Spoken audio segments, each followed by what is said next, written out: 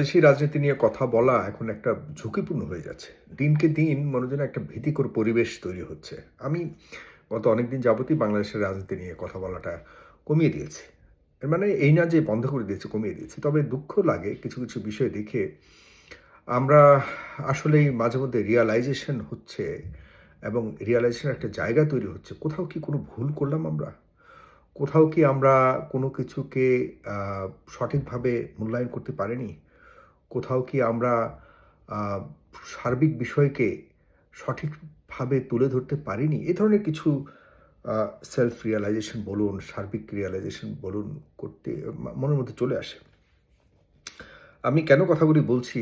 এটি হলো যে আমাদের দেশের যে পলিটিক্যাল কালচার এটি অনেকটাই আ ব্যাপকভাবে পরিবর্তনের একটা দৃশ্য দেখতে পাচ্ছি। কারণ হলো আপনারা জানেন যে নির্বাচনের ঠিক পরপর আমি যদি ধরি, আমি অন্ততপক্ষে মানে জামায়াতে ইসলামের কথা যদি বলি, জামায়াতে ইসলামের প্রতি মানুষের একটা একটা বিষয় ছিল। জামায়াতে ইসলামকে অনেকেই হয়তো পছন্দ করেন না। আমিও ব্যক্তিগতভাবে যদি বলি যে আমি জামায়াতে ইসলাম সম্পর্কে আমার ধারণা খুবই কম। তবে কিছু, কিছু বিষয় তো দূর থেকে দেখতে পাই বা বুঝতে পারি যে অন্ততপক্ষে জামায়াতে ইসলামের আমির জনাব ডাক্তার শফিকুর রহমানের ব্যাপারে যদি আমি বলি, ব্যক্তিগতভাবে ওনার সাথে সাক্ষাৎও হয়েছে। উনার চলন বলন থেকে শুরু করে উনি পরীক্ষিতভাবে মানে উনি যখন নির্যাতিত হচ্ছিলেন আওয়ামী লীগের আমলে উনার ছেলেকে জেলে নিয়ে গেছে, উনাকে জেলে নিয়ে গেছে, অত্যাচার করেছে। দীর্ঘদিন তারা পিতা-পুত্র জেলে ছিলেন। তারপরেও ওনার উপরে অর্পিত যে জামায়াত ইসলামের দায়িত্ব সেটি থেকে এক বিন্দু পরিমাণ তিনি সরে যাননি। উনি আ উনার দলের প্রতি আ কিছু, কিছু অভিযোগ থাকতে পারে আমাদের। আমাদের বলতে আমি বিভিন্ন রাজনৈতিক পক্ষের আমাদের দেশে ১৯৭১ সালে তাদের ভূমিকা রাজনৈতিক দলটার ভূমিকা নিয়ে অনেক প্রশ্ন থাকতে পারে। কিন্তু ডাক্তার শফিকুর রহমানের ব্যাপারে আমি যেটা বলতে চাচ্ছি সেটি হলো যে উনি উনার ওই দলটার নেতৃত্ব দেওয়ার জন্য যে উনি শপথ নিয়ে সততার সাথে দায়িত্বশীলতার সাথে যে উনি উনার দায়িত্ব আ পালন করে আসছেন, শেখ হাসিনার আমলে পালন করেছিলেন, সেটি পরীক্ষিতভাবে উনি উত্তীর্ণ হয়েছেন। এতে কোনো বিন্দুমাত্র উনার প্রতি সন্দেহের কোনো সুযোগ নেই। এরপর আসলে নির্বাচন হয়ে গেল এবং আ জামায়াতে ইসলামীর সবচেয়ে সংকট মুহূর্ত হলো শেখ হাসিনার শেষ মুহূর্ত। যখন সবাইকে ধরে, ধরে জেলে ঢুকাচ্ছিল। ইভেন তখন জামায়াতে ইসলামের পরিচয় দেওয়াটাও কিন্তু একটা ভয়ংকর বিষয় ছিল। ভয়ংকর বিষয় ছিল। এবং আপনারা জানেন যে জামায়াতে ইসলামকে নিষিদ্ধ পর্যন্ত করা হয়েছে। তৎকালীন সময়ে জামায়াতের আমির হওয়াটা, আমির হয়ে পরিচয় দেওয়া তো থাক দূরের কথা, মানে হওয়ার ব্যাপারে কেউ রাজি হবে এমনও আমরা ভ ভাবতাম যে জামায়াতের আমির হওয়া মানে হলো যে এখন ইরানের সর্বোচ্চ নেতা হওয়া। ব্যাপারটা এরকম যে যেই নেতা হবে তাকেই টার্গেট করবে সরকার এবং তাকেই হয়তো মেরে ফেলবে। এই টাইপের একটা ভীতিকর অবস্থা ছিল। সত্য কথা, আমরা তো সার্বিক প্রতিদিন প্রতি ঘন্টায় দেশের রাজনীতিকে বিশ্লেষণ করতাম এবং তুলে আনতাম। তখন এই একটা পরিস্থিতিতেও তিনি একটুও তার সততা থেকে, তার দায়িত্ব আ পালন থেকে তিনি একটু সরে যাননি ডাক্তার শফিকুর রহমান। এরপর তিনি উম যথেষ্ট যে ভূমিকা রেখেছে ২৪ আন্দোলনে সেটি আর দীর্ঘ সময় না বললাম এখন। তো উনার যথেষ্ট সঠিক ভূমিকা পালন করবার কারণে উনার পক্ষ থেকে উনার জাতীয় জামায়াত ইসলামের পক্ষ থেকে উনি যথাযথ ভূমিকা পালন করেছেন। যার দরুন আমি বিএনপির বিষয়টা পরবর্তীতে বলছি। আগে জামায়াত ইসলামের বিষয়টা বলি। এরপর মূল যে কথাটা আমি বলতে চাচ্ছি সেটি আমি শেষ দিকে বলছি। আপনারা সবাই দেখবেন ভিডিওটা শেষ পর্যন্ত। অনেক আ বিষয় বলার ইচ্ছে এখন হচ্ছে যে আসলে না বললে নাই হয় এই বিষয়গুলি। তো উনি আ পরবর্তীকালে যখন ২০২৪ সালের পর আই মিন আ ৫ই আগস্টের পর ৩৬ জুলাইয়ের পর আমরা যে বাংলাদেশ দেখেছি, এই বাংলাদেশটিকে একটি পরিবর্তিত বাংলাদেশ দেখার চেষ্টা করেছি আমরা। সবাই চেয়েছে যে এই বাংলাদেশটি হবে সম্পূর্ণভাবে ভিন্ন আঙ্গিকের এক বাংলাদেশ। সম্পূর্ণভাবে আগের তুলনায় শেখ হাসিনার আমলের তুলনায় সম্পূর্ণ পরিবর্তিত এক বাংলাদেশ। যার প্রেক্ষিতে আমরা দেখেছি জনাব ডাক্তার শফিকুর রহমান যেহেতু আওয়ামী লীগবিহীন আ যে বাংলাদেশ আমরা পেয়েছি সেখানে আমরা ধরেই নিয়েছিলাম হয় জামায়াত ইসলাম ক্ষমতায় আসবে অথবা বিএনপি আসবে অথবা সবাই মিলে সরকার হবে, জাতীয় সরকার হবে। কিন্তু ক্ষমতাটা এই ২ টি দল কেন্দ্রিক আশপাশেই ঘুরপাক খাবে। এতটুকু আমাদের একটা বিশ্বাস হয়েছিল। যে কারণে তাদের নেতাদের বিভিন্ন চাল-চলন সবকিছুই কিন্তু আমাদের চোখে পরীক্ষার মতো মনে হয়েছে যে কে কিভাবে চলছে, কার ব্যবহার কেমন, কার কথাবার্তা কেমন, এগুলি সবগুলোই কিন্তু আমরা দেখা শুরু করেছি, পরিমাপ করা শুরু করেছিলাম এবং এগুলোর উপরে ভিত্তি করেই নির্বাচন হবে। সেই নির্বাচনে মানুষ ভোট দিবে। এই ছিল তাদের একটা বিশাল ১.৫ বছরের পরীক্ষা।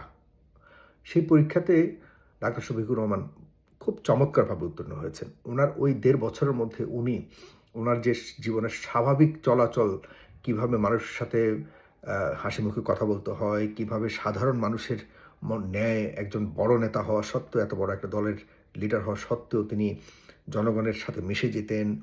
মানে তিনি যা কিছু দেখিয়েছেন এটির উনার আগে অন্ততপক্ষে কেউ দেখায়নি বাংলাদেশে, যে একজন শীর্ষ নেতা হওয়া সত্ত্বেও কীভাবে সাধারণের সাথে মিশে যেতে পারে এবং সাধারণের মধ্যে গিয়ে কিভাবে জনগণের মন জয় করা যায়, এগুলি আমরা দেখেছি উনার কাছে এবং উনি চমৎকারভাবে প্রতিপালন করেছেন, যেটি উনি এখনও পর্যন্ত করে যাচ্ছেন। তো আমি বারবার, আপনাদের মনে আছে, আমি ব্যক্তিগতভাবে আমি সাইফুর সাগর বহুবার, আপনারা যদি যান সেই ২৪-এর পর আমি কিছু কিছু বিষয়ে সেই ইন্টারিম গভর্নমেন্টের বিষয়ে যেসব প্রেডিকশন করেছিলাম অথবা আমি যেসব বিষয়ে আফসোস করেছিলাম, সেগুলি সঠিকভাবেই, হয়তো আমি তখন একা আফসোস করেছি, আমাকে সবাই মিলে গালিগালাজ করেছে অথবা আমার সমালোচনা করেছে। এরপর ১.৫ বছর পর সবাই মিলে আফসোস করা শুরু করেছে। দেশের প্রায় যত মানুষ ৩৬ জুলাইয়ের সাথে সম্পর্কিত সবাই একসাথে আফসোস করা শুরু করেছে। তবে আমি করেছিলাম ১.৫ বছর আগে, ১.৫ বছর পর বাকিরা যারা আমাকে গালি দিয়েছে তারাও আফসোস করা শুরু করেছে। ঠিক তেমনিভাবে আমিও তখন বলেছিলাম যে হ্যাঁ, এদেশে ভালো রাজনীতি প্রতিযোগিতা শুরু হয়েছে। ডাক্তার শফিকুর রহমান সেটা শুরু করেছে এবং সেটি চলমান থাকবে। আমি মনে করি যে এই ভালো কাজের প্রতিযোগিতার মধ্যেই আমরা নতুন নেতৃত্ব বেছে নেব এবং নতুন ভালো মানুষদেরকে আমরা ক্ষমতার আশপাশে দেখতে পাবো। তাতে করে দেশ, জাতি এবং সাধারণ মানুষ উপকৃত হবে। আমি বিস্তারিত গেলাম না। আমি মূল বোঝাতে চেয়েছি একটি ভালো কাজের, ভালো মানুষ হবার যে প্রতিযোগিতা শুরু করেছিল জনাব ডাক্তার শফিকুর রহমান, সেটির সূত্র ধরে এখনও পর্যন্ত আমরা দেখতে পাচ্ছি বিদ্যমান। তবে প্রতিযোগিতাটি এখন শুধুমাত্র জামাত ইসলামের আমির সাহেবের দেখানোর মধ্যেই নয় বা করার মধ্যেই নয়, এটি এখন বিএনপির শীর্ষ নেতা জনাব তারেক রহমানও ঠিক একইভাবে, উনি, আপনাদের মনে থাকবার কথা, যখন ২৪-এর আন্দোলনের আগে জনাব তারেক রহমান কিন্তু ওইখানে বসে এই আন্দোলনের সময় তিনি প্রতিনিয়ত অনলাইনে মিটিং থেকে শুরু করে অনলাইনে তিনি সার্বক্ষণিক সক্রিয় থেকে কিভাবে ৩৬ জুলাইকে বা সেই আন্দোলনকে কিভাবে বাস্তবায়ন করা যায় বাংলাদেশের পক্ষে, জনগণের পক্ষে, শিক্ষার্থী এবং জনগণের পক্ষে কিভাবে এই আন্দোলনের বিজয় আনা যায়, তিনি সার্বক্ষণিক সক্রিয় ছিলেন, সেটি আমি ব্যক্তিগতভাবে জানি। এবং তিনি তার দলীয় নেতা কর্মীদেরকে কৌশলের মধ্যে যেন থাকে সে ধরনের নির্দেশনা দিয়েছিলেন, যদিও সে নিয়ে কিছু বিতর্ক থাকতে পারে। তবে হ্যাঁ, সব কিছু মিলিয়ে তৎকালীন সময়ে এই ধরনের ভূমিকা না রাখলে বিএনপি কিন্তু আসলেই আওয়ামী লীগের বিপরীতে গিয়ে এই আন্দোলনকে বাস্তবায়ন করা সম্ভব ছিল না। যাই হোক, সেটি তো গেল। এরপর আমরা কি দেখতে পাচ্ছি, জনাব তারেক রহমান কিন্তু এর আগে ওনার নির্যাতন, ওনার উপর নির্যাতন বা ওনার পরিবারের নির্যাতন, বাংলাদেশে আর কোনো পরিবারের উপরে এরকম নির্যাতন হয়েছে বলে আমি জানি না। সেই ইতিহাস আর নাই বললাম। তার মানে উনি যথেষ্ট নির্যাতনের পরেও দেশ থেকে নির্যাতনের কারণে বেরিয়ে বিদেশে যুগের পর যুগ, যুগেরও বেশি থেকে তিনি পরীক্ষিতভাবে তার সততা এবং তার নেতৃত্বকে তিনি ধরে রেখে জনগণের মনে আগের তুলনায় বহু গুণ ভালো একটা অবস্থান তৈরি করে তিনি দেশে এসেছেন পরিবর্তনের পর। আমরা ভেবেছি, আমরাও বিশ্বাস করি যে তিনি চমৎকার একটি বাংলাদেশ উপহার দিতে পারবেন, যেটি এখন তিনি চমৎকারভাবে এটার প্রমাণ দিয়ে যাচ্ছেন। তার যে চিন্তা ভাবনা, তার চলাফেরা, সব কিছু পুরো সরকারের সবার চলাফেরা চেঞ্জ করে দিয়েছে।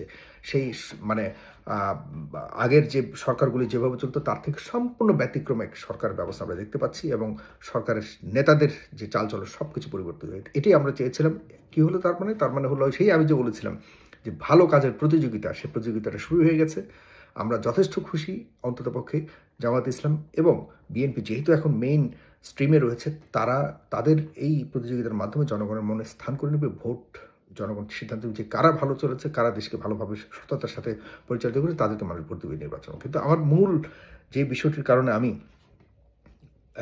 ভিডিওটি করেছি, জাস্ট 2 মিনিটে শেষ করছি ভিডিওটি, এটি হলো যে এরপরেও সোশ্যাল মিডিয়াতে আপনারা দেখছেন যে কারা এই ভালো নেতাদের মানে সমর্থক, যারা সমর্থক গোষ্ঠী, তাদের বা তাদের সাথে যারা রাজনীতি করছে, এদের যে খারাপ আচরণের আরেকটা প্রতিযোগিতা হচ্ছে, এটাকে আপনারা দেখতে পাচ্ছেন। এই খারাপ আচরণের প্রতিযোগিতার কারণে বড় বড় নেতারা প্রশ্নবিদ্ধ হচ্ছে।